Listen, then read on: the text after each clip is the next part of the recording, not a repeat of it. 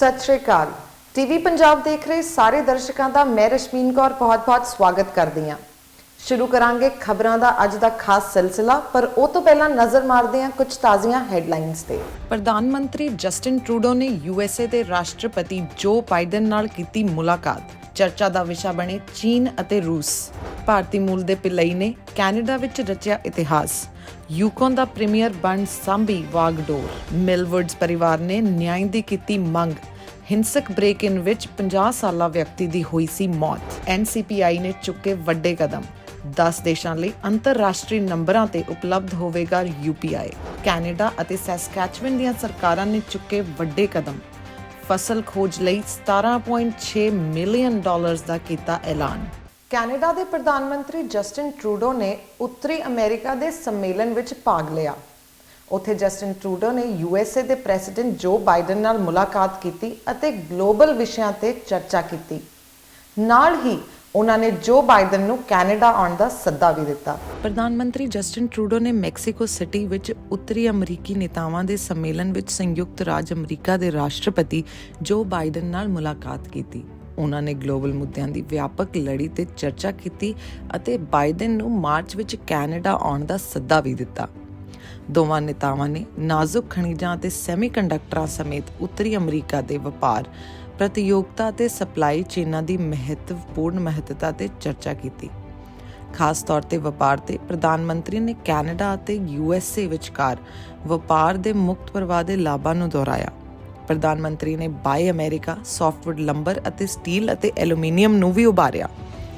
ਨੇਤਾਵਾਂ ਨੇ Nexus backlog ਨੂੰ ਠੀਕ ਕਰਨ ਲਈ ਪ੍ਰਗਤੀ ਨੂੰ ਨੋਟ ਕੀਤਾ। ਜਨਤਕ ਸੁਰੱਖਿਆ ਮੰਤਰੀ ਮਾਰਕੋ ਮੈਡੀਚੀਨੋ ਇਸ ਬਾਰੇ ਵੇਰਵੇ ਸਾਂਝੇ ਕਰਨਗੇ। ਪ੍ਰਧਾਨ ਮੰਤਰੀ ਅਤੇ ਰਾਸ਼ਟਰਪਤੀ ਨੇ ਰਾਇਲ ਕੈਨੇਡੀਅਨ 에ਅਰ ਫੋਰਸ ਲਈ ਕੈਨੇਡਾ ਵੱਲੋਂ F-35 ਲੜਾਕੂ ਜਹਾਜ਼ਾਂ ਦੀ ਪ੍ਰਾਪਤੀ ਸਮੇਤ ਉੱਤਰੀ ਅਮਰੀਕਾ ਦੀ ਰੱਖਿਆ ਪ੍ਰਤੀ ਆਪਣੀ ਸਾਂਝੀ ਵਚਨਬੱਧਤਾ ਬਾਰੇ ਚਰਚਾ ਕੀਤੀ। ਨੇਤਾਵਾਂ ਨੇ ਪੁਟਿਨ ਦੇ ਯੂਕਰੇਨ ਤੇ ਚੱਲ ਰਹੇ ਗੈਰ ਕਾਨੂੰਨੀ ਹਮਲੇ ਤੇ ਵੀ ਚਰਚਾ ਕੀਤੀ ਅਤੇ ਪ੍ਰਧਾਨ ਮੰਤਰੀ ਨੇ ਰਾਸ਼ਟਰਪਤੀ ਨੂੰ ਦੱਸਿਆ ਕਿ ਕੈਨੇਡਾ ਯੂਕਰੇਨ ਲਈ ਅਮਰੀਕਾ ਦੁਆਰਾ ਨਿਰਮਿਤ national advanced surface to air missile system ਖਰੀਦੇਗਾ। ਪ੍ਰਧਾਨ ਮੰਤਰੀ ਅਤੇ ਰਾਸ਼ਟਰਪਤੀ ਨੇ ਜਲਵਾਯੂ ਸੰਕਟ ਨਾਲ ਨਜਿੱਠਣ ਲਈ ਆਪਸੀ ਪ੍ਰਤੀਬੱਧਤਾ ਬਾਰੇ ਵੀ ਚਰਚਾ ਕੀਤੀ। ਨੇਤਾਵਾਂ ਨੇ ਚੀਨ ਅਤੇ ਇੰਡੋ ਪੈਸੀਫਿਕ ਲਈ ਤਾਲਮੇਲ ਵਾਲੀ ਪਹੁੰਚ ਤੇ ਵੀ ਚਰਚਾ ਕੀਤੀ। ਅੰਤ ਵਿੱਚ ਨੇਤਾਵਾਂ ਨੇ ਇਰਾਨੀ ਸ਼ਾਸਨ ਦੁਆਰਾ ਬਹਾਦਰ ਔਰਤਾਂ, ਵਿਦਿਆਰਥੀਆਂ ਅਤੇ ਈਰਾਨ ਦੇ ਲੋਕਾਂ ਉੱਤੇ ਲਗਾਤਾਰ ਹਮਲਿਆਂ ਦੀ ਨਿੰਦਾ ਕੀਤੀ। ਪ੍ਰਧਾਨ ਮੰਤਰੀ ਨੇ ਫਲਾਈਟ PS-752 ਦਾ ਮੁੱਦਾ ਵੀ ਉਠਾਇਆ, ਜਿਸ ਨੂੰ ਇਰਾਨੀ ਮਿਜ਼ਾਈਲਾਂ ਨੇ ਮਾਰ ਦਿੱਤਾ ਸੀ ਅਤੇ ਇਸ ਨੂੰ ਪ੍ਰਾਪਤ ਕਰਨ ਲਈ ਕੰਮ ਕਰਦੇ ਰਹਿਣ ਦੀ ਮਹੱਤਤਾ ਤੇ ਜ਼ੋਰ ਦਿੱਤਾ। ਪੀੜਤ ਪਰਿਵਾਰਾਂ ਨੂੰ ਨਿਆਂ ਅਤੇ ਜਵਾਬਦੇਹੀ ਦਿਵਾਉਣ ਲਈ ਕੰਮ ਕਰਦੇ ਰਹਿਣ ਦੀ ਮਹੱਤਤਾ ਨੂੰ ਰੇਖਾਂਕਿਤ ਕੀਤਾ, ਜਿਸ ਦੇ ਉਹ ਹੱਕਦਾਰ ਹਨ। ਭਾਰਤ ਮੂਲ ਦੇ ਇੱਕ ਹੋਰ ਵਿਅਕਤੀ ਨੇ ਕੈਨੇਡਾ ਵਿੱਚ ਰਚਿਆ ਇਤਿਹਾਸ। ਰੰਜ ਪਿਲਾਈ, ਜੋ ਕਿ ਭਾਰਤ ਮੂਲ ਦੇ ਵਿਅਕਤੀ ਨੇ, ਵਾਗਡੋਰ ਸਾਂਭਣਗੇ ਯੂਕੋਨ ਪ੍ਰੋਵਿੰਸ ਦੀ ਐਜ਼ ਪ੍ਰੀਮੀਅਰ। ਰੰਜ ਪਿਲਾਈ ਇੱਕ ਭਾਰਤੀ ਮੂਲ ਦੇ ਕੈਬਨਿਟ ਮੰਤਰੀ ਕੈਨੇਡਾ ਦੇ ਯੂਕੋਨ ਖੇਤਰ ਦੇ 10ਵੇਂ ਪ੍ਰੀਮੀਅਰ ਵਜੋਂ ਸਹੁੰ ਚੁੱਕਣਗੇ ਅਤੇ ਕੈਨੇਡਾ ਵਿੱਚ ਕਿਸੇ ਖੇਤਰ ਦੀ ਅਗਵਾਈ ਕਰਨ ਵਾਲੇ ਭਾਰਤੀ ਮੂਲ ਦੇ ਦੂਜੇ ਵਿਅਕਤੀ ਹੋਣਗੇ। ਕੈਨੇਡਾ ਵਿੱਚ ਇੱਕ ਪ੍ਰੀਮੀਅਰ ਕਿਸੇ ਸੂਬੇ ਜਾਂ ਖੇਤਰ ਦੀ ਸਰਕਾਰ ਦਾ ਮੁਖੀ ਹੁੰਦਾ ਹੈ। ਯੂਕੋਨ ਖੇਤਰ ਦੇ ਪ੍ਰੀਮੀਅਰ ਹੋਣ ਦੇ ਨਾਤੇ ਰੰਜ ਪਿਲਾਈ ਸੂਬਾਈ ਨੀਤੀ ਨਿਰਧਾਰਿਤ ਕਰਨ ਅਤੇ ਸੂਬਾਈ ਸਰਕਾਰ ਦੇ ਵਿਭਾਗਾਂ ਦੇ ਪ੍ਰਬੰਧਨ ਲਈ ਜ਼ਿੰਮੇਵਾਰ ਵੀ ਹੋਣਗੇ। ਰੰਜ ਪਿਲਾਈ, ਜਿਸ ਦੀਆਂ ਜੜ੍ਹਾਂ ਕੇਰਲਾ ਨਾਲ ਜੁੜੀਆਂ ਹੋਈਆਂ ਹਨ, ਨੂੰ 8 ਜਨਵਰੀ ਨੂੰ ਯੂਕੋਨ ਲਿਬਰਲ ਪਾਰਟੀ ਦਾ ਆਗੂ ਚੁਣਿਆ ਗਿਆ ਸੀ, ਜੋ ਕਿ 7 ਜਨਵਰੀ ਨੂੰ ਨਾਮਜ਼ਦਗੀ ਬੰਦ ਹੋਣ ਤੇ ਪਿਲਾਈ ਇਕੱਲੇ ਹੀ ਉਮੀਦਵਾਰ ਸਨ। ਉੱਜਲ ਦੋਸਾਂਝ ਤੋਂ ਬਾਅਦ ਰੰਜ ਪਿਲਾਈ ਭਾਰਤੀ ਮੂਲ ਦੇ ਦੂਜੇ ਵਿਅਕਤੀ ਹਨ, ਜਿਨ੍ਹਾਂ ਨੇ 2000-2001 ਦਰਮਿਆਨ ਬ੍ਰਿਟਿਸ਼ ਕੋਲੰਬੀਆ ਵਿੱਚ ਇਸ ਅਹੁਦੇ ਤੇ ਕੰਮ ਕੀਤਾ ਸੀ। ਪਿਲਾਈ ਪਹਿਲੀ ਵਾਰ 2016 ਖੇਤਰੀ ਚੋਣਾਂ ਵਿੱਚ ਯੂਕੋਨ ਵਿਧਾਨ ਸਭਾ ਲਈ ਚੁਣਿਆ ਗਿਆ ਸੀ। ਕੈਨੇਡਾ ਭਾਰਤ ਸੰਬੰਧਾਂ ਦੇ ਮਜ਼ਬੂਤ ਸਮਰਥਕ ਪਿਲਾਈ ਨੇ ਦਸੰਬਰ ਵਿੱਚ ਆਟਾਵਾ ਵਿੱਚ ਕੈਨੇਡਾ ਵਿੱਚ ਭਾਰਤ ਦੇ ਹਾਈ ਕਮਿਸ਼ਨਰ ਸੰਜੇ ਕੁਮਾਰ ਵਰਮਾ ਨਾਲ ਮੁਲਾਕਾਤ ਕੀਤੀ ਅਤੇ ਕਿਹਾ ਕਿ ਯੂਕੋਨ ਅਤੇ ਭਾਰਤ ਲਈ ਪ੍ਰਾਹੁਣਾਚਾਰੀ ਉਦਯੋਗ ਵਿੱਚ ਸੈਕੰਡਰੀ ਤੋਂ ਬਾਅਦ ਦੇ ਸੰਬੰਧਾਂ ਸਮੇਤ ਮਿਲ ਕੇ ਕੰਮ ਕਰਨ ਦੇ ਮੌਕੇ ਹਨ, ਜਿਹਦੇ ਵਿੱਚ ਸੈਰ ਸਪਾਟਾ ਅਤੇ ਸਿਹਤ ਸੰਭਾਲ ਉਦਯੋਗਾਂ ਲਈ ਲੇਬਰ ਫੋਰਸ ਭਰਤੀ ਕੀਤੀ ਜਾਵੇਗੀ। ਨਾਜ਼ੁਕ ਖਣਿਜ ਵਿਕਾਸ ਅਤੇ ਸਟਾਰਟਅਪ ਅਤੇ ਟੈਕਨੋਲੋਜੀ ਸੈਕਟਰ ਵਿੱਚ ਵੀ ਕੰਮ ਕੀਤਾ ਜਾਵੇਗਾ। ਕੈਨੇਡਾ ਦੇ ਪ੍ਰਧਾਨ ਮੰਤਰੀ ਜਸਟਿਨ ਟਰੂਡੋ ਨੇ ਰੰਜ ਪਿਲਾਈ ਨੂੰ ਇੱਕ ਵਿਦਾਈ ਸੰਦੇਸ਼ ਵਿੱਚ ਕਿਹਾ ਕਿ ਮੈਂ ਯੂਕਨ ਵਿੱਚ ਸਿਹਤਮੰਦ ਅਤੇ ਲਚਕੀਲੇ ਭਾਈਚਾਰਿਆਂ ਦਾ ਨਿਰਮਾਣ ਕਰਨਾ ਜਾਰੀ ਰੱਖਣ ਅਤੇ ਸਾਰੇ ਕੈਨੇਡੀਅਨਜ਼ ਲਈ ਇੱਕ ਬਿਹਤਰ ਭਵਿੱਖ ਲਈ ਆਉਣ ਵਾਲੇ ਪ੍ਰੀਮੀਅਰ ਪਿਲਾਈ ਨਾਲ ਕੰਮ ਕਰਨ ਨੂੰ ਉਮੀਦ ਰੱਖਦਾ ਹਾਂ। ਕਤਲ ਦੀ ਘਟਨਾ ਬਾਰੇ ਦੱਸਦੇ ਹੋਏ ਔਰਤ ਨੇ ਮੰਗਿਆ ਪਤੀ ਦੇ ਕਤਲ ਦੇ ਲਈ ਨਿਆਂ। ਐਡਮਿੰਟਨ ਵਿੱਚ ਘਰ ਵਿੱਚ ਵੜ ਕੇ ਚਲਾਈਆਂ ਘੁਸਪੈਠੀਆਂ ਨੇ ਗੋਲੀਆਂ, 50 ਸਾਲ ਦੇ ਇੱਕ ਵਿਅਕਤੀ ਦੀ ਹੋਈ ਮੌਤ। ਆਓ ਜਾਣੀਏ ਇਹ ਪੂਰੀ ਖਬਰ। ਅਣਗਿਣਤ ਪ੍ਰਵਾਸੀਆਂ ਵਾਂਗ ਬਰਿੰਦਰ ਸਿੰਘ ਆਪਣੇ ਪਰਿਵਾਰ ਨੂੰ ਬਿਹਤਰ ਜ਼ਿੰਦਗੀ ਦੇਣ ਦੇ ਮੌਕੇ ਲਈ ਕੈਨੇਡਾ ਲੈ ਕੇ ਆਏ ਸਨ। ਉਹਨਾਂ ਦੀ ਪਤਨੀ ਅਤੇ 2 ਧੀਆਂ ਲਈ ਕੈਨੇਡਾ ਇੱਕ ਵਧਣ ਫੁੱਲਣ ਦੇ ਮੌਕੇ ਦੀ ਧਰਤੀ ਸੀ। ਹੁਣ ਉਹ ਮਰ ਚੁੱਕੇ ਹਨ ਅਤੇ ਉਹਨਾਂ ਦੀ ਵਿਧਵਾ ਜਸਜੀਤ ਕੌਰ ਟੁੱਟੀ ਭੱਜੀ ਰਹਿ ਗਈ ਹੈ। ਉਹ ਜਾਪਦੀ ਬੇਤਰਤੀਬ ਹਿੰਸਾ ਨੂੰ ਸਮਝਣ ਦੀ ਕੋਸ਼ਿਸ਼ ਕਰ ਰਹੀ ਹੈ, ਜਿਸ ਨੇ ਅੱਧੀ ਰਾਤ ਨੂੰ ਉਸਦੇ ਪਤੀ ਦੀ ਜਾਨ ਲੈ ਲਈ ਅਤੇ ਉਸਦੀ ਇੱਕ ਧੀ ਨੂੰ ਜ਼ਖਮੀ ਕਰ ਦਿੱਤਾ। ਦੱਖਣ ਪੂਰਬੀ ਐਡਮਿੰਟਨ ਵਿੱਚ ਨਵੇਂ ਸਾਲ ਦੇ ਦਿਨ ਰਾਤ ਵਿੱਚ ਹੋਏ ਇੱਕ ਹਮਲੇ ਵਿੱਚ ਇੱਕ ਵਿਅਕਤੀ ਦੀ ਮੌਤ ਹੋ ਗਈ ਸੀ। ਮਿਲਵੁੱਡਸ ਰੋਡ ਈਸਟ 38 ਸਟਰੀਟ ਅਤੇ 16A ਐਵੇਨਿਊ ਦੇ ਬੋਰਡ ਵਾਕ ਟੈਮਰਾਕ ਈਸਟ ਅਤੇ ਵੈਸਟ ਟਾਊਨ ਹਾਊਸ ਕੰਪਲੈਕਸ ਵਿਖੇ 4 ਲੋਕਾਂ ਦਾ ਪਰਿਵਾਰ ਆਪਣੀ ਯੂਨਿਟ ਦੇ ਅੰਦਰ ਸੌਂ ਰਿਹਾ ਸੀ ਜਦੋਂ ਉਹਨਾਂ ਨੇ ਕਿਹਾ ਕਿ ਸਾਹਮਣੇ ਦਾ ਦਰਵਾਜ਼ਾ ਤੋੜਿਆ ਗਿਆ ਅਤੇ ਗੋਲੀਆਂ ਚੱਲਣ ਲੱਗੀਆਂ। ਕੌਰ ਨੇ ਹਿੰਸਾ ਬਾਰੇ ਕਿਹਾ ਜੋ ਸ਼ੁਰੂ ਹੁੰਦੇ ਹੀ ਖਤਮ ਹੋ ਗਈ ਸੀ ਕਿ ਕੋਈ ਘਰ ਵਿੱਚ ਵੜ ਗਿਆ ਸੀ ਅਤੇ ਅਸੀਂ ਸਾਰੇ ਸੌਂ ਰਹੇ ਸੀ ਅਤੇ ਕਈ ਗੋਲੀਆਂ ਚੱਲ ਰਹੀਆਂ ਸਨ। ਉਹਨਾਂ ਨੂੰ ਲੱਗਦਾ ਹੈ ਕਿ ਸ਼ਾਇਦ ਘੁਸਪੈਠੀਆਂ ਸਨ, ਪਰ ਨਿਸ਼ਚਿਤ ਨਹੀਂ ਹੋ ਸਕਦਾ। ਕੌਰ ਨੂੰ ਇਹ ਨਿਰਧਾਰਿਤ ਨਹੀਂ ਹੈ ਕਿ ਐਕਚੁਅਲੀ 'ਚ ਕਿੰਨੇ ਲੋਕ ਸਨ। ਉਹਨਾਂ ਨੂੰ ਨਿਰਧਾਰਿਤ ਕਰਨ ਵਿੱਚ ਮੁਸ਼ਕਿਲ ਆਉਂਦੀ ਹੈ ਕਿ ਦੁਖਦਾਈ ਰਾਤ ਦੇ ਵੇਰਵੇ, ਅਸਲ ਯਾਦਾਂ ਕੀ ਹਨ ਅਤੇ ਭੈੜੇ ਸੁਪਨੇ ਕੀ ਹਨ। ਜਿਵੇਂ ਕਿ ਉਹ ਆਏ, ਅਣਪਛਾਤੇ ਘੁਸਪੈਠੀਏ ਉੱਥੋਂ ਚਲੇ ਗਏ। ਉਸ ਦੀ ਇੱਕ ਧੀ ਸੌਂ ਰਹੀ ਸੀ ਅਤੇ ਉਸ ਨੂੰ ਗੋਲੀ ਲੱਗ ਗਈ। ਉਸ ਦਾ ਪਤੀ ਫਰਸ਼ ਤੇ ਖੂਨ ਨਾਲ ਲੱਥਪੱਥ ਪਿਆ ਸੀ। ਪੁਲਿਸ ਨੇ ਕਿਹਾ ਕਿ ਅਧਿਕਾਰੀਆਂ ਨੇ ਕੁਝ 2:45 ਵਜੇ ਦੇ ਕਰੀਬ ਕਾਲ ਦਾ ਜਵਾਬ ਦਿੱਤਾ ਅਤੇ ਪੁਲਾਰਡ ਮੈਡੋਜ਼ ਦੇ ਗੁਆਂਢ ਵਿੱਚ ਇੱਕ 21 ਸਾਲਾ ਔਰਤ ਅਤੇ 51 ਸਾਲਾ ਵਿਅਕਤੀ ਨੂੰ ਲੱਭਣ ਲਈ ਕੰਪਲੈਕਸ ਵਿੱਚ ਪਹੁੰਚ ਗਏ। ਪਰਿਵਾਰ ਦਾ ਕਹਿਣਾ ਹੈ ਕਿ ਸਿੰਘ ਅਸਲ ਵਿੱਚ 50 ਸਾਲ ਦੇ ਸਨ ਅਤੇ ਉਹਨਾਂ ਦਾ ਜਨਮ ਦਿਨ ਅਪ੍ਰੈਲ ਵਿੱਚ ਆ ਰਿਹਾ ਸੀ। ਪੁਲਿਸ ਨੇ ਕਿਹਾ ਕਿ ਕਤਲ ਯੂਨਿਟ ਲਈ ਲੀਡਾਂ ਦਾ ਪਾਲਣ ਕਰ ਰਹੀ ਹੈ, ਪਰ ਅਜੇ ਵੀ ਹਿੰਸਕ ਅਪਰਾਧ ਦੇ ਉਦੇਸ਼ ਨੂੰ ਸਥਾਪਿਤ ਕਰਨ ਲਈ ਕੋਈ ਜਵਾਬ ਨਹੀਂ ਮਿਲਿਆ ਹੈ। ਕਤਲ ਦੀ ਜਾਂਚ ਕਰਦੇ ਹੋਏ ਪੁਲਿਸ ਨੇ ਲੌਰੈਲ ਨੇੜਲੇ ਇਲਾਕੇ ਵਿੱਚ ਇੱਕ ਸੜੀ ਹੋਈ ਗੱਡੀ ਲੱਭੀ। ਪਰਿਵਾਰ ਨੇ ਕਿਹਾ ਕਿ ਚੋਰੀ ਦਾ ਕੋਈ ਮਕਸਦ ਨਹੀਂ ਜਾਪਦਾ ਕਿਉਂਕਿ ਘਰੋਂ ਇੱਕ ਪੈਸਾ ਨਹੀਂ ਗਾਇਬ ਹੋਇਆ। ਸਿੰਘ ਦੀ ਵਿਧਵਾ ਨੂੰ ਉਮੀਦ ਹੈ ਕਿ ਐਡਮੌਂਟੀਅਨਜ਼ ਜ਼ਿੰਮੇਵਾਰ ਲੋਕਾਂ ਨੂੰ ਲੱਭਣ ਵਿੱਚ ਮਦਦ ਕਰਨਗੇ। ਅੰਤਰਰਾਸ਼ਟਰੀ ਪੱਧਰ ਤੇ ਹੁਣ ਪੇਮੈਂਟਸ ਕਰਨਾ ਹੋਵੇਗਾ ਆਸਾਨ। NRIs ਲਈ NPCI ਨੇ ਚੁੱਕੇ ਵੱਡੇ ਕਦਮ। UPI ਪੇਮੈਂਟਸ ਹੋਣਗੀਆਂ ਹੁਣ ਅੰਤਰਰਾਸ਼ਟਰੀ ਪੱਧਰ ਤੇ। ਗੈਰ ਨਿਵਾਸੀ ਭਾਰਤੀ ਯਾਨੀ ਕਿ NRIs ਜਲਦੀ ਹੀ ਅੰਤਰਰਾਸ਼ਟਰੀ ਮੋਬਾਈਲ ਨੰਬਰਾਂ ਰਾਹੀਂ ਯੂਨੀਫਾਈਡ ਪੇਮੈਂਟਸ ਇੰਟਰਫੇਸ ਯਾਨੀ ਕਿ UPI ਰਾਹੀਂ ਪੇਮੈਂਟਸ ਦਾ ਭੁਗਤਾਨ ਕਰਨ ਯੋਗ ਹੋ ਜਾਣਗੇ। National payments corporation of India ਦੇ ਨਵੇਂ ਦਿਸ਼ਾ ਨਿਰਦੇਸ਼ ਹੁਣ 10 ਦੇਸ਼ਾਂ ਵਿੱਚ NRIs ਨੂੰ ਗੈਰ ਨਿਵਾਸੀ ਬਾਹਰੀ ਜਾਂ ਗੈਰ ਨਿਵਾਸੀ ਆਮ ਖਾਤਿਆਂ ਵਜੋਂ ਮਨੋਨੀਤ ਬੈਂਕ ਖਾਤਿਆਂ ਲਈ UPI ਸੇਵਾਵਾਂ ਤੱਕ ਪਹੁੰਚ ਕਰਨ ਲਈ ਆਪਣੇ ਅੰਤਰਰਾਸ਼ਟਰੀ ਨੰਬਰਾਂ ਦੀ ਵਰਤੋਂ ਕਰਨ ਦੀ ਇਜਾਜ਼ਤ ਦਿੰਦੇ ਹਨ। NPCI ਦੇ ਅਨੁਸਾਰ UPI ਖਾਤੇ ਨੂੰ ਸਿਰਫ ਫੇਮਾ ਨਿਯਮਾਂ ਅਤੇ ਸਮੇਂ-ਸਮੇਂ ਤੇ ਭਾਰਤੀ ਰਿਜ਼ਰਵ ਬੈਂਕ ਦੀਆਂ ਸੰਬੰਧਿਤ ਰੈਗੂਲੇਟਰੀ ਏਜੰਸੀਆਂ ਦੁਆਰਾ ਪ੍ਰਦਾਨ ਕੀਤੀਆਂ ਗਈਆਂ ਦਿਸ਼ਾ ਨਿਰਦੇਸ਼ਾਂ ਜਾਂ ਹਿਦਾਇਤਾਂ ਦੀ ਪਾਲਣਾ ਕਰਨ ਦੀ ਇਜਾਜ਼ਤ ਦਿੱਤੀ ਜਾਣੀ ਚਾਹੀਦੀ ਹੈ। ਇਸ ਤੋਂ ਇਲਾਵਾ ਇਹਨਾਂ ਬੈਂਕ ਖਾਤਿਆਂ ਨੂੰ ਸਾਰੇ ਲੋੜੀਂਦੇ ਐਂਟੀ ਮਨੀ ਲਾਂਡਰਿੰਗ ਜਾਂ ਕੰਬੈਟਿੰਗ ਆਫ ਫਾਈਨੈਂਸਿੰਗ ਆਫ ਟੈਰਰਿਜ਼ਮ ਜਾਂਚਾਂ ਅਤੇ ਹੱਦ ਦੇ ਅਨੁਸਾਰ ਪਾਲਣਾ ਪ੍ਰਮਾਣਿਕਤਾ ਖਾਤਾ ਪੱਧਰ ਪ੍ਰਮਾਣਿਕਤਾਵਾਂ ਪਾਸ ਕਰਨੀਆਂ ਚਾਹੀਦੀਆਂ ਹਨ। ਵਰਤਮਾਨ ਵਿੱਚ NPCI ਨੇ ਕਿਹਾ ਹੈ ਕਿ UPI Singapore, Australia, Canada, Hong Kong, Oman, Qatar, ਸੰਯੁਕਤ ਰਾਜ ਅਮਰੀਕਾ ਯਾਨੀ ਕਿ USA, ਸਾਊਦੀ ਅਰਬ ਤੇ UAE ਅਤੇ UK ਵਿੱਚ ਇਹ ਸੇਵਾਵਾਂ ਪ੍ਰਦਾਨ ਕਰੇਗਾ। ਕੈਨੇਡਾ ਅਤੇ ਸੈਸਕੈਚਵਨ ਸੂਬਾ ਸਰਕਾਰ ਨੇ ਆਪਣੇ ਖੇਤੀਬਾੜੀ ਵਿਭਾਗ ਲਈ ਇੱਕ ਵੱਡਾ ਕਦਮ ਚੁੱਕਿਆ। ਹਾਲ ਹੀ ਦੇ ਖੁਲਾਸੇ ਵਿੱਚ ਉਹਨਾਂ ਨੇ ਦੱਸਿਆ ਕਿ ਖੇਤੀਬਾੜੀ ਅਤੇ ਉਹਦੇ ਉਤਪਾਦਨਾਂ ਲਈ ਕੁਝ 17 ਮਿਲੀਅਨ ਦੀ ਫੰਡਿੰਗ ਦਾ ਐਲਾਨ ਕੀਤਾ ਜਾਵੇਗਾ। ਆਓ ਜਾਣੀਏ ਇਹ ਵੱਡੀ ਖਬਰ। ਕੈਨੇਡਾ ਦੀ ਖੇਤੀਬਾੜੀ ਅਤੇ ਖੋਜ ਭੋਜਨ ਮੰਤਰੀ ਮੈਰੀ ਕਲਾਉਡ ਬੀਬੀਓ ਅਤੇ ਸੈਸਕੈਚਵਨ ਦੇ ਖੇਤੀਬਾੜੀ ਮੰਤਰੀ ਡੇਵਿਡ ਮੈਰਿਟ ਨੇ ਅੱਜ 2023 ਵਿੱਚ ਫਸਲਾਂ ਨਾਲ ਸੰਬੰਧਿਤ ਖੋਜਾਂ ਲਈ 17.6 ਮਿਲੀਅਨ ਦੀ ਕੁੱਲ ਫੰਡਿੰਗ ਦਾ ਐਲਾਨ ਕੀਤਾ ਹੈ।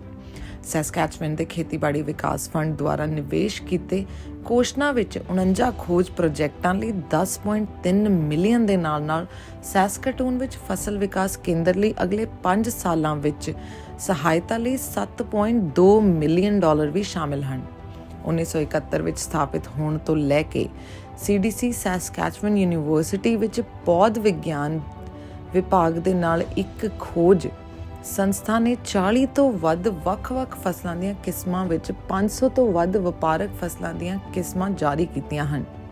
ਬੀਬੀਓ ਨੇ ਕਿਹਾ, ਜਲਵਾਯੂ ਤਬਦੀਲੀ ਅਤੇ ਗੰਭੀਰ ਮੌਸਮੀ ਹਾਲਾਤ ਕਿਸਾਨਾਂ ਦੀ ਰੋਜ਼ੀ ਰੋਟੀ ਨੂੰ ਖਤਰੇ ਵਿੱਚ ਪਾਉਂਦੇ ਹਨ। ਅਸੀਂ ਖੋਜ ਅਤੇ ਨਵੀਨਤਾ ਵਿੱਚ ਨਿਵੇਸ਼ ਕਰਨਾ ਜਾਰੀ ਰੱਖਦੇ ਹਾਂ ਤਾਂ ਜੋ ਉਤਪਾਦਕਾਂ ਕੋਲ ਬਦਲਦੇ ਮਾਹੌਲ ਦੇ ਬਾਵਜੂਦ ਉਤਪਾਦਕਤਾ ਨੂੰ ਕਾਇਮ ਰੱਖਣ ਅਤੇ ਵਧਾਉਣ ਲਈ ਲੋੜੀਂਦੇ ਸਾਧਨ ਹੋਣ। ਮੈਰਿਟ ਨੇ ਕਿਹਾ, ਸੈਸਕੈਚਵਨ ਅੱਜ ਦੇ ਵੱਧ ਰਹੇ ਅਤੇ ਲਗਾਤਾਰ ਬਦਲ ਰਹੇ ਗਲੋਬਲ ਮਾਰਕੀਟ ਲਈ ਖੇਤੀਬਾੜੀ ਉਤਪਾਦਾਂ ਦਾ ਇਕਸਾਰ ਅਤੇ ਭਰੋਸੇਮੰਦ ਸਪਲਾਇਰ ਹੈ ਅਤੇ ਇਸ ਤਰ੍ਹਾਂ ਦੇ ਨਿਵੇਸ਼ ਸਾਨੂੰ ਕੱਲ੍ਹ ਦੇ ਬਾਜ਼ਾਰ ਲਈ ਤਿਆਰ ਰਹਿਣ ਦੇ ਯੋਗ ਬਣਾਉਂਦੇ ਹਨ। ਇਸ ਕਿਸਮ ਦੀ ਖੋਜ ਅਤੇ ਨਵੀਨਤਾ ਨੂੰ ਉਤਸ਼ਾਹਿਤ ਕਰਨਾ ਪ੍ਰਤੀਯੋਗੀ ਬਣੇ ਰਹਿਣ ਦਾ ਪਹਿਲਾ ਕਦਮ ਹੈ। ਪ੍ਰਤੀਯੋਗੀ ਬਣੇ ਰਹਿਣ ਦਾ ਮਤਲਬ ਹੈ ਸੈਸਕੈਚਵਨ ਉਤਪਾਦਕ ਜੋ ਵੀ ਕਰਦੇ ਹਨ ਉਸ ਵਿੱਚ ਸਭ ਤੋਂ ਉੱਤਮ ਰਹਿ ਸਕਦੇ ਹਨ ਅਤੇ ਰਹਿਣਗੇ, ਟਿਕਾਊ ਤੌਰ ਤੇ ਦੁਨੀਆ ਨੂੰ ਭੋਜਨ ਦੇ ਰਹੇ ਹਨ। ਫੰਡ ਕੀਤੇ ਜਾ ਰਹੇ ਵਿਅਕਤੀਗਤ ਖੋਜ ਪ੍ਰੋਜੈਕਟਾਂ ਦੀਆਂ ਉਦਾਹਰਨਾਂ ਵਿੱਚ ਸ਼ਾਮਲ ਹਨ ਦਾਲਾਂ ਦੀਆਂ ਫਸਲਾਂ ਨੂੰ ਸੰਕਰਮਿਤ ਕਰਨ ਵਾਲੀਆਂ ਪ੍ਰਜਾਤੀਆਂ ਦੀ ਖੋਜ ਕਰਨਾ, ਜਲਵਾਯੂ ਪਰਿਵਰਤਨ ਲਈ ਕੀਟ ਪ੍ਰਤੀਕਿਰਿਆ ਅਤੇ ਪਾਣੀ ਲਈ ਆਰਥਿਕ ਖਾਰੇਪਣ ਦੇ ਇਲਾਜ ਦੀਆਂ ਰਣਨੀਤੀਆਂ ਅਤੇ ਪੌਸ਼ਟਿਕ ਤੌਰ ਤੇ ਸੰਤੁਲਿਤ ਪੌਸ਼ਟਿਕਤਾ। ਤੇਲ, ਬੀਜ, ਪ੍ਰੋਟੀਨ ਆਧਾਰਿਤ ਪੀਣ ਵਾਲੇ ਪਦਾਰਥ ਵੀ ਇਨ੍ਹਾਂ ਪ੍ਰੋਜੈਕਟ ਵਿੱਚ ਸ਼ਾਮਿਲ ਹਨ। ਪਟਿਆਲੇ ਦੇ 25 ਸਾਲਾ ਨੌਜਵਾਨ ਜਿਸ ਦੀ ਕੈਨੇਡਾ ਵਿੱਚ ਮੌਤ ਹੋ ਗਈ ਸੀ ਦਾ ਦੁਖੀ ਹਿਰਦੇ ਨਾਲ ਅੱਜ ਅੰਤਿਮ ਸੰਸਕਾਰ ਕੀਤਾ ਗਿਆ। ਕੈਨੇਡਾ ਦੇ ਬਰੈਂਪਟਨ ਵਿੱਚ ਦਿਲ ਦਾ ਦੌਰਾ ਪੈਣ ਕਾਰਨ ਇੱਕ 25 ਸਾਲਾ ਨੌਜਵਾਨ ਦੀ ਮੌਤ ਹੋ ਗਈ ਸੀ। ਨੌਜਵਾਨ ਹਰਸੀਸ ਸਿੰਘ ਬਿੰਦਰਾ ਜੋ ਕਿ ਪਟਿਆਲੇ ਤੋਂ ਬਿਲੋਂਗ ਕਰਦੇ ਸਨ ਦਾ ਅੱਜ ਸੰਸਕਾਰ ਕਰ ਦਿੱਤਾ ਗਿਆ ਹੈ। ਨੌਜਵਾਨ ਭਾਰਤ ਵਿੱਚ BSc ਕਰਨ ਤੋਂ ਬਾਅਦ ਉੱਚ ਸਿੱਖਿਆ ਹਾਸਲ ਕਰਨ ਲਈ ਕੈਨੇਡਾ ਗਿਆ ਸੀ। ਹਾਲਾਂਕਿ 29 ਦਸੰਬਰ ਨੂੰ ਕੈਨੇਡਾ ਪਹੁੰਚਣ ਤੋਂ 2 ਦਿਨ ਬਾਅਦ ਹੀ ਉਸ ਦੀ ਮੌਤ ਹੋ ਗਈ ਸੀ। ਪੰਜਾਬ ਦੇ ਸਿਹਤ ਮੰਤਰੀ ਡਾਕਟਰ ਬਲਬੀਰ ਸਿੰਘ ਅਤੇ ਪਟਿਆਲਾ ਦੇ ਵਿਧਾਇਕ ਅਜੀਤਪਾਲ ਸਿੰਘ ਕੋਹਲੀ ਨੇ ਸੰਸਕਾਰ ਵਿੱਚ ਸ਼ਿਰਕਤ ਕੀਤੀ ਅਤੇ ਦੁਖੀ ਪਰਿਵਾਰ ਦੇ ਮੈਂਬਰਾਂ ਨਾਲ ਹਮਦਰਦੀ ਪ੍ਰਗਟ ਕੀਤੀ। ਅਰਸ਼ਦੀਪ ਨੂੰ ਕੀਤਾ ਗਿਆ ਹਵਾਲੇ ਦੇ ਕੇਸ ਵਿੱਚ ਅੱਤਵਾਦੀ ਘੋਸ਼ਿਤ। ਕੈਨੇਡਾ ਰਾਹੀਂ ਗੈਂਗਸਟਰਾਂ ਨੂੰ ਘਿਨੌਣੇ ਅਪਰਾਧਾਂ ਲਈ ਭੇਜਦਾ ਸੀ ਪੈਸੇ।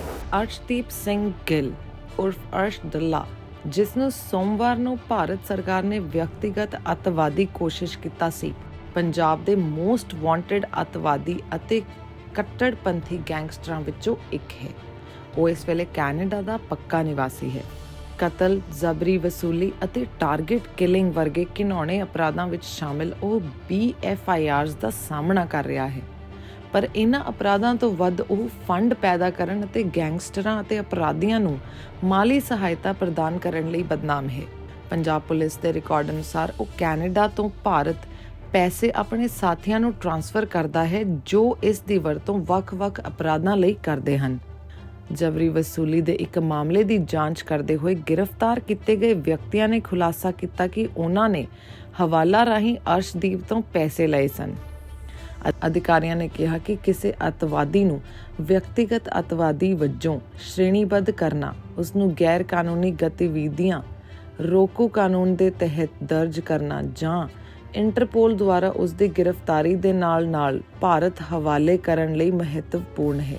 ਪਹਿਲਾਂ ਭਾਰਤ ਸਰਕਾਰ ਅੱਤਵਾਦੀ ਸੰਗਠਨਾਂ ਤੇ ਪਾਬੰਦੀ ਲਗਾਉਂਦੀ ਸੀ, ਵਿਅਕਤੀਆਂ ਤੇ ਨਹੀਂ। ਅਜਿਹੇ ਪਾਬੰਦੀਸ਼ੁਦਾ ਸੰਗਠਨਾਂ ਦੇ ਮੈਂਬਰ ਜਾਂਚ ਤੋਂ ਬਾਅਦ ਬਚਣ ਲਈ ਇੱਕ ਨਵਾਂ ਸੰਗਠਨ ਤਿਆਰ ਕਰਨਗੇ ਜਾਂ ਕਿਸੇ ਹੋਰ ਵਿੱਚ ਸ਼ਾਮਿਲ ਹੋ ਜਾਣਗੇ। ਇਸ ਅਭਿਆਸ ਨੂੰ ਰੋਕਣ ਲਈ ਕੇਂਦਰ ਸਰਕਾਰ ਨੇ ਰਾਸ਼ਟਰਪਤੀ ਜਾਂਚ ਏਜੰਸੀ ਅਤੇ ਗ੍ਰਹਿ ਮੰਤਰਾਲੇ ਦੁਆਰਾ ਹਾਲ ਹੀ ਵਿੱਚ ਅੱਤਵਾਦੀਆਂ ਨੂੰ ਵਿਅਕਤੀਗਤ ਅੱਤਵਾਦੀ ਵਜੋਂ ਸ਼੍ਰੇਣੀਬੱਧ ਕਰਨਾ ਸ਼ੁਰੂ ਕੀਤਾ ਹੈ। ਅਗਸਤ 2017 ਵਿੱਚ ਅਰਸ਼ਦੀਪ ਨੇ ਮੋਗਾ ਪੁਲਿਸ ਦੀ ਮਦਦ ਨਾਲ ਪੁਲਿਸ ਕਲੀਅਰੈਂਸ ਸਰਟੀਫਿਕੇਟ ਹਾਸਲ ਕੀਤਾ। ਉਸ ਸਮੇਂ ਉਹ 3 ਪੁਲਿਸ ਕੇਸਾਂ ਵਿੱਚ ਲੋੜੀਂਦਾ ਸੀ। ਬਾਅਦ ਵਿੱਚ ਇੱਕ ਕਾਂਸਟੇਬਲ ਨੂੰ ਪੁਲਿਸ ਕਲੀਅਰੈਂਸ ਦੇਣ ਲਈ ਮੁਅੱਤਲ ਕਰ ਦਿੱਤਾ ਗਿਆ ਸੀ। ਉਹ 22 ਅਕਤੂਬਰ 2018 ਨੂੰ ਵਿਜ਼ਿਟਰ ਵੀਜ਼ੇ ਤੇ ਕੈਨੇਡਾ ਗਿਆ ਸੀ। ਉਸ ਨੇ ਇਸ ਪਾਸਪੋਰਟ ਦੇ ਆਧਾਰ ਤੇ ਕੈਨੇਡਾ ਵਿੱਚ ਪੱਕੀ ਰਿਹਾਇਸ਼ ਵੀ ਹਾਸਲ ਕਰ ਲਈ ਹੈ। ਉਸ ਦੇ ਖਿਲਾਫ ਲੁੱਕਆਊਟ ਨੋਟਿਸ ਵੀ ਜਾਰੀ ਕੀਤਾ ਗਿਆ ਹੈ ਅਤੇ 5 ਮਾਮਲਿਆਂ ਵਿੱਚ ਓਪਨ ਡੇਟ ਵਾਰੰਟ ਜਾਰੀ ਕੀਤੇ ਗਏ ਹਨ। USA ਦੇ 에ਅਰਪੋਰਟ ਸੌਫਟਵੇਅਰ ਵਿੱਚ ਆਈਆਂ ਦਿੱਕਤ ਕਾਰਨ 100 ਤੋਂ ਵੱਧ ਉਡਾਨਾਂ ਹੋਈਆਂ ਰੱਦ, 1200 ਵਿੱਚ ਹੋਈ ਦੇਰੀ। ਟਰਾਂਸਪੋਰਟ ਮਿਨਿਸਟਰ ਅਲਗਬਰਾ ਨੇ ਕਿਹਾ ਕਿ ਚਿੰਤਾ ਵਾਲੀ ਗੱਲ ਨਹੀਂ ਹੈ, ਸਥਿਤੀ ਵਾਪਸ ਤੋਂ ਹੌਲੀ-ਹੌਲੀ ਨਾਰਮਲ ਹੋ ਰਹੀ ਹੈ। ਫੈਡਰਲ ਐਵੀਏਸ਼ਨ ਐਡਮਿਨਿਸਟ੍ਰੇਸ਼ਨ ਦੇ ਕੰਪਿਊਟਰ ਆਊਟੇਜ ਤੋਂ ਬਾਅਦ ਪੂਰੇ ਸੰਯੁਕਤ ਰਾਜ ਵਿੱਚ ਉਡਾਨਾਂ ਹੌਲੀ-ਹੌਲੀ ਮੁੜ ਸ਼ੁਰੂ ਹੋ ਗਈਆਂ ਹਨ, ਜੋ ਕਿ ਆਊਟੇਜ ਕਾਰਨ ਦੇਸ਼ ਭਰ ਵਿੱਚ ਹਵਾਈ ਆਵਾਜਾਈ ਨੂੰ ਇੱਕ ਵਿਘਨ ਵਿੱਚ ਰੋਕ ਦਿੱਤਾ ਗਿਆ ਸੀ। ਟਰਾਂਸਪੋਰਟ ਮੰਤਰੀ ਦਾ ਕਹਿਣਾ ਹੈ ਕਿ ਕੁਝ ਕੈਨੇਡੀਅਨ ਉਡਾਨਾਂ ਇਸ ਕਾਰਨ ਕਾਫੀ ਪ੍ਰਭਾਵਿਤ ਹੋਈਆਂ ਹਨ। ਟਰਾਂਸਪੋਰਟ ਮੰਤਰੀ ਓਮਰ ਅਲਗਬਰਾ ਨੇ ਕਿਹਾ ਕਿ ਉਹ ਸਥਿਤੀ ਦਾ ਪੂਰਾ ਮੁਆਇਨਾ ਕਰ ਰਹੇ ਹਨ। ਅਲਗਬਰਾ ਨੇ ਬੁੱਧਵਾਰ ਨੂੰ ਇੱਕ ਟਵੀਟ ਵਿੱਚ ਲਿਖਿਆ ਕਿ ਮੈਂ ਸੰਯੁਕਤ ਰਾਜ ਸਰਕਾਰ ਨਾਲ ਸੰਚਾਰ ਵਿੱਚ ਹਾਂ। ਕੈਨੇਡਾ ਤੋਂ ਅਮਰੀਕਾ ਜਾਣ ਵਾਲੀਆਂ ਕੁਝ ਉਡਾਨਾਂ ਪ੍ਰਭਾਵਿਤ ਹੋਈਆਂ ਹਨ, ਹਾਲਾਂਕਿ ਸੰਚਾਲਨ ਹੌਲੀ-ਹੌਲੀ ਮੁੜ ਸ਼ੁਰੂ ਹੋ ਰਹੇ ਹਨ। ਕੈਨੇਡੀਅਨ ਘਰੇਲੂ ਉਡਾਨਾਂ ਪ੍ਰਭਾਵਿਤ ਨਹੀਂ ਹੋ ਪਾਣਗੀਆਂ। ਹਵਾਬਾਜ਼ੀ ਵਿਸ਼ਲੇਸ਼ਣ ਕੰਪਨੀ ਸਰਿਕਮ ਦੇ ਸਪੀਕਰ ਨੇ ਕਿਹਾ ਕਿ ਲਗਭਗ 800 ਉਡਾਨਾਂ ਬੁੱਧਵਾਰ ਨੂੰ ਉਡਾਨ ਭਰਨ ਵਾਲੀਆਂ ਹਨ ਅਤੇ ਇਹ ਅਜੇ ਸਪਸ਼ਟ ਨਹੀਂ ਹੈ ਕਿ ਕਿੰਨੀਆਂ ਆਊਟੇਜ ਨਾਲ ਪ੍ਰਭਾਵਿਤ ਹੋਈਆਂ ਹਨ ਜਾਂ ਹੋ ਸਕਦੀਆਂ ਹਨ। ਸਰਿਕਮ ਉਹ ਡੇਟਾ ਪ੍ਰਦਾਨ ਕਰਦਾ ਹੈ ਜੋ ਹਵਾਈ ਅੱਡਿਆਂ ਤੇ ਬੋਰਡਾਂ ਤੇ ਪ੍ਰਦਰਸ਼ਿਤ ਫਲਾਈਟ ਸਥਿਤੀ ਬਾਰੇ ਸੂਚਿਤ ਕਰਦਾ ਹੈ।